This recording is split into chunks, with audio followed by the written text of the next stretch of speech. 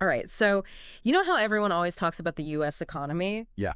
It's this like massive thing with so many moving parts, right? Right. And one piece of it you always hear about in the news, and everyone seems to have like strong opinions on, Yeah. is the trade deficit. Yeah, the trade deficit. So we thought for all of you out there who are like, Yeah. what is going on with this? Right. We'd do a deep dive on that today Deep dive is a good way to put it. and try to make sense of it. Exactly. And we've got some really interesting material here to help us out. Yeah. An article that really digs into the impact of trade deficits. Yeah, this is a great article. It really lays out all the different sides of this. So I guess the goal today isn't really to come down on one side or the other and say whether trade deficits are good or bad. No, definitely not. Because most things in economics, it's complicated. It's complicated. But we want to unpack, what it is, Yeah. what drives it, why people disagree about it so much. Yeah. So it's we're all kind of solving this economic puzzle together here. Totally. So, okay, puzzle time.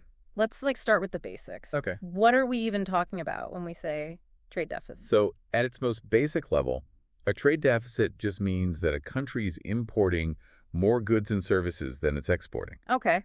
So if you think about it, kind of like your household budget, right? Right, yeah. If you're spending more money than you're bringing in, you're running a deficit. Makes sense, yeah. And what's interesting, and the article points this out, is that the U.S. has been in this situation, consistently since the mid-1970s. Wow. So that's a pretty long trend. It is a long trend. And right away, it kind of feels counterintuitive, right? Yeah. Because we think of deficit as a bad thing. Yeah. But the article is already hinting that it might be more nuanced than that. Way more nuanced. Could a trade deficit actually be a sign of underlying strength? Yeah, that's the question. In some weird way. It really is a key part of the puzzle, I think. Yeah. So to figure that out, Yeah. we need to understand what's actually driving this imbalance, right? Right. Why do we have this consistent trade deficit? Yeah, why? And the article highlights this fundamental dynamic, which is that Americans as a whole consume more than the U.S. economy produces. Yeah, we love to consume in America. Yes. Think about all the stuff we Yeah. buy. Where does it all come from? Right, where does it come from? That's a good point. When you walk through a Target or something, Yeah, or Walmart. so much of it seems to be from other countries. Yeah. So can you give us some concrete examples Yeah. of what the U.S. is importing and what we're exporting? For sure. So on the import side, the article talks about things like consumer goods. Okay. And this is everything: clothing, Yeah. toys, electronics, Mm-hmm. automobiles, oil, a lot of oil. So yeah, stuff that's part of our lives every day. Every day. Yeah, yeah. Okay, what about stuff we're sending out? What we're sending out tends to be more higher value stuff, I think. Yeah. So things like aircraft, machinery, industrial machinery, Mm-hmm. agricultural products. Okay. The U.S. is a big exporter of food. Oh yeah, of course. And then also a lot of services. Okay. Things like finance and education. Yeah. So people coming to the U.S. for school, or, our financial companies doing business around the world. So it's interesting, we're buying a lot of the physical goods, Yeah. but we're selling expertise Expertise. and maybe more specialized or high-tech stuff. Exactly. Okay, so that kind of explains what we're trading. Yeah. But let's get into why this consumption-production gap exists in the first place. Yeah. Why do we consume so much more than we produce? What are the main factors Yeah. that are at play here? So there are a few, Mm-hmm. and they kind of all work together. Yeah, okay. One of the big ones is the strength of the U.S. dollar. Okay. So a strong dollar basically means that when you go to buy something from another country, your money goes further. Okay. So it makes those imports relatively cheaper. So it's like a sale. Yeah, kind of like a constant sale on foreign goods. Okay. For American consumers and businesses. Interesting. So our strong economy Yeah. could actually be part of the reason we have this trade deficit. Yeah, in a way, our economic strength can actually lead to a bigger shopping bill from abroad. Okay, so strong currency isn't always a good thing. Well, depends what you're looking at. When it comes to trade, at least. Okay, what else is contributing to this imbalance? So another big piece is just high consumer spending. The U.S. has a very strong consumer culture, right? We love to buy stuff. It's true. And that demand often outstrips what's actually produced here. Mm, So we need to import a lot of stuff right. to meet that demand. Then you also have the whole global supply chain thing. Oh, yeah, that's a big one. Where a product might be made with components from like 10 different countries. Yeah. And then assembled in an 11th country. Yeah, you see that made in label, and it's like, I've never even heard of this country. Exactly. So that naturally leads to more imports. Yeah, because even if you buy something with like an American brand name on it, right, chances are a lot of the parts or even the whole thing were made somewhere else. And then finally, the article talks about some structural factors. So there are just some industries where it's more expensive to produce things in the U.S., maybe because of higher labor costs or stricter environmental regulations. Yeah. And that can make it harder for U.S. companies to compete. Okay. Both at home and in international markets. Okay, so we've got like a pretty clear picture now of like the why. Right, the why. Of the trade deficit. Right. But I think now we need to get into the so what. Right. Like, what does this actually mean for us? Yeah, what are the consequences? The article called it a multi-sided coin. Yeah.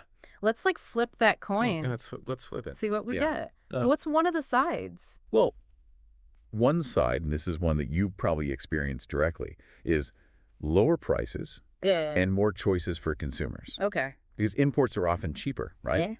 Yeah. You have access to a wider range of goods and at more competitive prices. Okay. And this increased purchasing power can be really helpful, especially for low and middle income households. Okay. It allows their budgets to stretch further. So it's almost like in the short term, the trade deficit is putting money in our pockets. In a way, yeah. Interesting. But what about the downsides? Yeah, because there are downsides. The article mentions job displacement and industry decline. Yeah. And that sounds really scary. It is a real concern. Yeah. Especially for a lot of communities. Yeah. So the argument here is that when cheaper foreign goods flood the market, domestic producers in those sectors really struggle to keep up. Okay. And this can lead to factory closures, job losses, and even the decline of entire industries that face tough competition from abroad. And which industries are most affected by this? It tends to be the ones that produce goods or services that can be easily traded internationally, you know? Yeah. Things like manufacturing or agriculture. So like if a factory in the U.S. is making T-shirts. Yeah. And they have to compete with a factory overseas that can make them for way cheaper. Right. It's hard for them to stay in business. And the article really highlights how devastating this has been for some regions, especially parts of the Midwest that have historically relied heavily on manufacturing. Yeah, so that brings in the human cost of this. The human cost. It's not just numbers on a spreadsheet. Exactly. It's people's lives. Yeah. Okay, now let's talk about the bigger financial picture. Okay. The article talks about foreign debt and investment. Yeah. Like, how does the trade deficit fit into that? So basically, whenever a country is importing more than it's exporting, it needs to find a way to finance that difference. Okay. So what often happens is that the country borrows money from other countries or attracts foreign investment into its assets like stocks or real estate. Okay. And this is what the U.S. has been doing for decades. So as a result, we've accumulated a significant amount of debt that is held by foreign entities. Now, the article presents both sides of this, right? Okay. Because on the one hand, this inflow of foreign capital can actually be a good thing. Okay. It can support domestic investment, help keep interest rates low, which can be good for things like mortgages or business loans. Yeah. But on the other hand, it also means that we're becoming increasingly reliant on foreign capital. And if global confidence in the U.S. economy were to weaken, we could see a sudden outflow of that capital, which could potentially lead to financial instability. So it's kind of like we're getting the benefit of this investment and these low interest rates, but it also makes us a little bit vulnerable. Exactly, a little bit vulnerable. Yeah. Okay.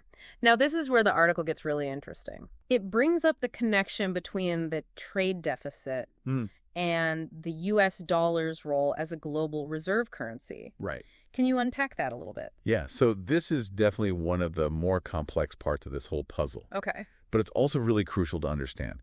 So the U.S. dollar is the world's primary reserve currency. Okay. Right. Which basically means that it's used in a ton of international transactions, both for trade and for finance. Okay. And so when countries sell goods to the U.S. and they earn dollars, they often take those dollars and reinvest them back into the U.S., often in the form of U.S. Treasury bonds, which are seen as a safe and pretty reliable investment. Okay. And this demand for dollars and U.S. assets helps to finance the U.S. government spending. It helps to keep the dollar strong. Okay. And it also gives the U.S. a lot of economic leverage globally. So it's almost like the trade deficit is a side effect. Yeah, it's like a byproduct. Give it your dollar's power. Exactly. Huh. Okay, so no wonder people have a hard time figuring out whether the trade deficit is good or bad, because it's got all these like complex impacts. Yeah. And the article touches on how economists view the trade deficit. Yeah, they have different perspectives. And it seems like there are like two main camps. Yeah. Can you sort of walk us through those? Sure. So on one side, you've got what are often called neoclassical economists. Okay. And they tend to be pretty chill about trade deficits. Really? Yeah, they see them as a pretty normal outcome of free markets and the global flow of capital. Okay. Their argument is that if foreign investors are willing to pour money into the U.S., that's a sign that they have confidence in our economy. Okay. And they generally believe that the market will eventually sort things out. Any imbalances will correct themselves over time. So they're not really worried about the trade deficit? They're not super worried. You could call them the optimists in this debate. Okay. And then who's on the other side? So on the other side, you've got Keynesian economists and people who lean towards what are called protectionist policies.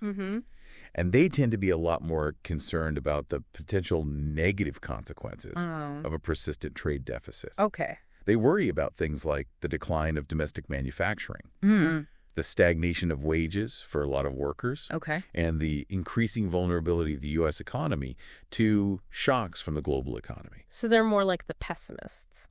You could say that, yeah, they see the trade deficit as a sign that something is out of whack, and they often advocate for government policies to try to reduce the trade deficit and protect domestic industries. So it's like a fundamental disagreement about whether trade deficits are like a symptom of a problem or just like part of how the globalized world works. Exactly. Okay, so that brings us to the policy side of things. Yeah. What have people actually tried to do to reduce the U.S. trade deficit? So the article mentions a bunch of different policy tools. One of the most common is tariffs, which are basically taxes on imported goods. Okay. So the idea is to make those imports more expensive, which would theoretically encourage consumers and businesses to buy more American-made products. Another common tool is trade agreements. These agreements are often designed to lower barriers to U.S. exports in other countries. Okay. So it's easier for us to sell our stuff overseas. Okay. And then there's also been a lot of talk lately about reshoring. Oh, yeah, I've heard that word. Yeah, it's basically about trying to incentivize companies to bring their manufacturing operations back to the U.S. Okay, so have any of these efforts actually worked? Well, it's tough to say for sure. Okay. The article suggests that the results have been mixed. And sometimes pretty complicated. Okay. Like sometimes tariffs to retaliatory tariffs from other countries. Oh, wow. Which can spark these trade wars that ultimately hurt everyone involved. And the impact of trade agreements is often really hard to isolate and measure.